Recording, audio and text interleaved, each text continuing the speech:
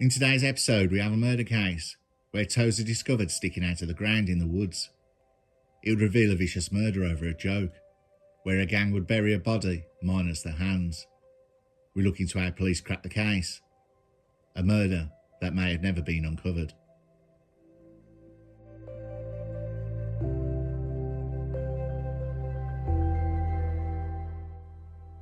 We go back to April 21st, 2021, to the Flats Lane Country Park in Normanby, where two girls would make a grisly discovery.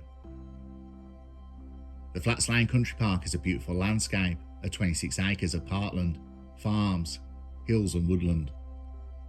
At the park, two teenage friends are having a picnic and enjoying the day in the shade of the outskirts of the woods. While chatting, the friends, one of them, noticed something sticking out of the ground. As they moved in closer, it was human toes attached to a foot sticking out of the ground. As they tried to work out what they was looking at, one of the girls got straight onto her phone and called the police. One girl waited by the scene and the other ran down the dirt track to guide police to the location. Police shut down the park, the woods were cordoned off, and a murder investigation was opened. Forensic officers uncovered the body. It was a male, late 30s to early 40s. He'd been stripped of clothing and was missing his hands. The body had been buried in a shallow grave and had been there for about 4 to 5 weeks.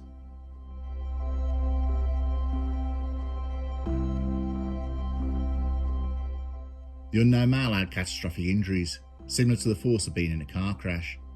The body had broken up a jaw, 15 fractured ribs, cuts to his lips and mouth, and severe bruising to his head, back and chest.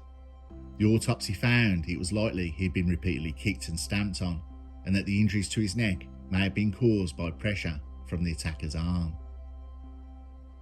The victim's hands had been removed when the body was deceased. The body, due to decomposition, was murdered around 4 to 5 weeks before being discovered, and was buried not long after the death. The injuries were so extensive, the medical experts couldn't say which injury or combination of injuries caused his death.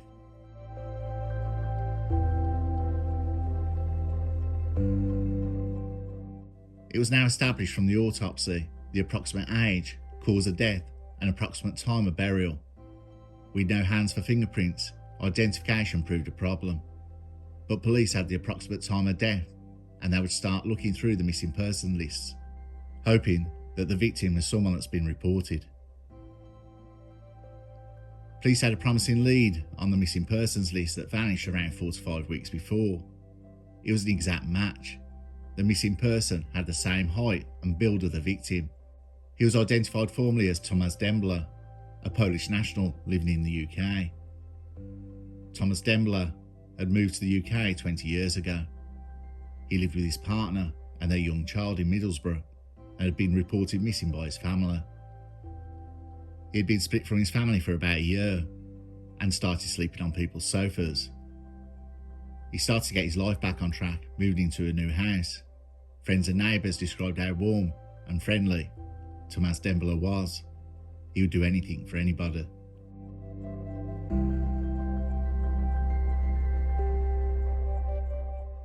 With a definite ID now being Thomas Dembler, police needed to know his whereabouts before his death and where his phone is now, which will give a location and movements. Phone records and GPS coordinates of Thomas Dembler's phone were handed to the police. In the early hours of Sunday the 21st of March, he received a phone call at 3:25 AM. He was at a home address. Police traced the number. It was a friend calling Thomas Dembler, asking for a lift, but he said he was at a party and he couldn't help. But days after Thomas Dembler had been buried, his phone was still on. On Wednesday the 24th, the phone either runs out of battery or was switched off. The last date, Thursday, March the 25th, it was turned back on for 30 seconds at about 8:30 PM. The phone tries to connect to the network, connected to a mast near Hull train station. It is then switched off. The phone was never turned on again, and to this day, it has never been located.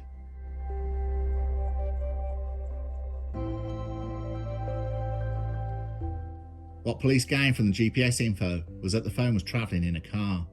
Police had searched the AEMPR cameras that flagged number plates, and the same movements of the phone matched a car travelling the exact same roads at the time. The car was a blue Ford Mondeo, and in it was 3 men. The car owner details were pulled up on the computer, and it belonged to Thomas Rosicky. Police now had Dembler's last known whereabouts. He was at a party that was at his home address.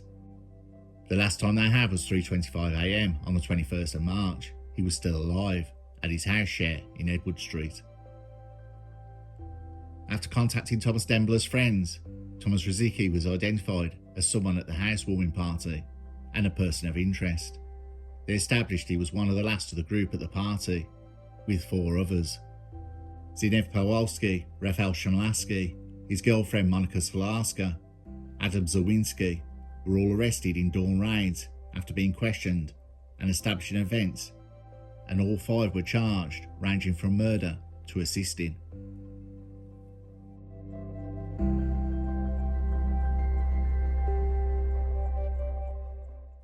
It was established that Tomasz Dembler was a dealer. He had led an increasingly troubled life with no settled address or job. He had been in the UK 20 or so years with his family, with his wife and child. He started drinking more after losing his job. He then became separated from his family. He started using and dealing himself. But he was just starting to come out of it. The house share was a new start. On Sunday the 21st of March, at a small party at his flat share, where he lived with Anna Zawinski, he was cracking jokes and having a drink. What happened was one joke went too far, aimed at Zbigniew Pawlowski and Rafał Szymanowski, that the two may like each other just a little too much. After having a bit to drink, Dembler decided to call it a night and went to bed. Zbigniew Pawlowski, Rafał Szymanowski, his girlfriend Monika Stolarska, Adam Zawinski and Tomasz Rosicky were still at the house. After going to his room and falling asleep, Thomas Dembler was dragged out of his bed not long after and was beaten to death in a sustained, relentless attack. He died in the front room in the early hours of the following morning. The group of 5 removed the body and all Tomas's belongings from the house. It is not known who removed the hands, but these were put into a suitcase.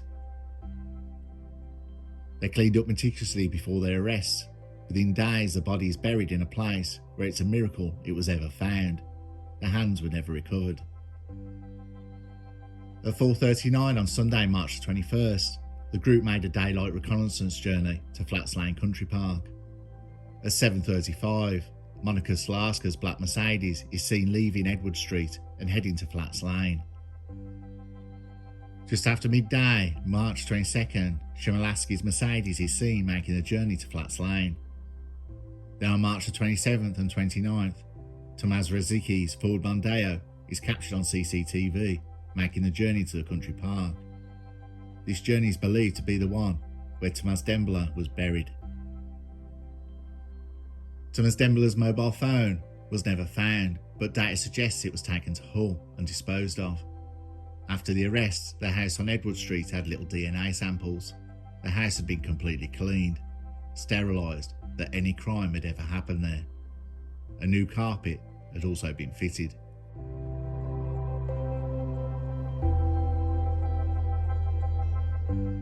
The judge, Justice Mary Stacey, DBE, said the pair had lied throughout and only changed their plea to guilty when they realised their stories were not convincing anyone. The judge added, "You were both drunk at the time. It was unplanned and unpremeditated attack. No motive has ever been revealed. Extensive injuries were caused to Tomas's head, neck, chest and spine, and deep muscle area. It would cause Tomas's unmanageable pain and suffering. The body of Tomas was said to be unceremoniously dumped in a shallow grave. And frighteningly, they very nearly got away with it, describing the cleanup operation as chillingly slick and ruthlessly smart. The judge said it was only by sheer luck that the body was discovered by the 2 teenagers at Flats Lane Country Park."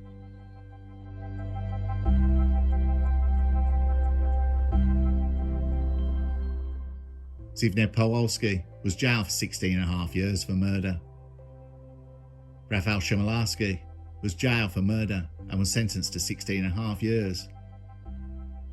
Monica Salaska was jailed for 5.5 years after a judge ruled she had helped clean the crime scene and transport Thomas's body to the woods. Adam Zawinski was jailed for 5 years for helping dispose of a body. Thomas Rosicky was jailed for 3.5 years for helping dispose of a body. Thomas's family described hearing the news of his death and how the body was buried as being like something from a horror movie. His brother had left needing counselling after having to identify the remains found in the woods.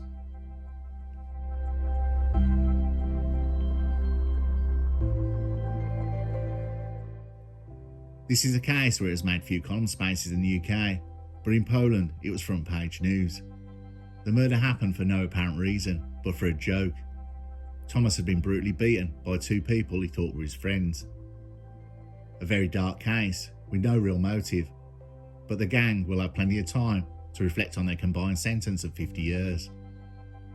Thomas Dembler's hands, belongings and phone have never been found.